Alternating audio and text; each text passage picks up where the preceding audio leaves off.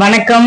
மேசராசி நண்பர்களுக்கு இந்த குரு பயிற்சி எப்படி இருக்க போகுதுன்னு பார்த்தா, குரு உங்களுக்கு சுகஸ்தானமான 4ஆம் இடத்திற்கு நகர போறாரு.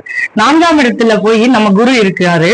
என்ன கிடைக்க போகுது அப்படின்னு பார்த்தா, வீடு வண்டி வாகன சொத்து சேர்க்கை நீண்ட நாள் நீங்க நினைச்சிட்டு இருந்தது நடக்காம இருந்ததெல்லாம் நடக்க இருக்கு. அதே மாதிரி தாய்க்கு, அதாவது உங்க அம்மாவுக்கு ஏதேனும் உடல் நல குறைவு இருந்தா அது கண்டிப்பா குணமாகறதுக்கான அதிக வாய்ப்பு இருக்கு. பார்வை பலன்னு பார்த்தோம்னா, அவர் 5ஆம் பார்வையா உங்களுக்கு 8ஆம் இடத்தை பாக்குறாரு. அப்ப நீண்ட நாள் தடைகள் நீங்க போகுது. அதே மாதிரி 7ஆம் பார்வையா 10ஆம் இடத்தை பாக்குறதுனால புதிய தொழில் வாய்ப்புகள் மற்றும் இருக்கும் தொழில்ல நல்ல லாபங்கள், இவ்வளவு நாள் லாபம் கிடைக்காத இந்த லாபங்கள் கிடைக்க போகுது.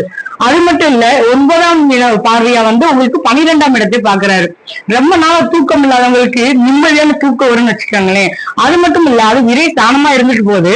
ஆனா உங்களுக்கு குரு 9ஆம் பார்வையா பாக்குறதுனால சுப செலவுகள் தான் வீட்டுல ஏற்படும். அதனால நிம்மதியா இருக்கலாம். நன்மை தீமை என்ன பாத்துட்டோம்னா, நன்மை வீடு வாங்கி வாங்கின சொத்து சேர்க்கைகள்லாம் நல்லா இருக்கும். ஆனா தீமை என்னன்னு பாத்தீங்கன்னா, உங்களுக்கு சின்ன சின்ன மனக்குழப்பங்கள், கருத்து வேறுபாடு வீட்டுல வரலாம்.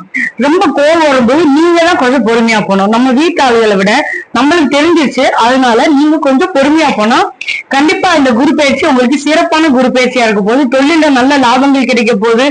அதே மாதிரி ரொம்ப சுகஸ்தானத்துல இருக்கனால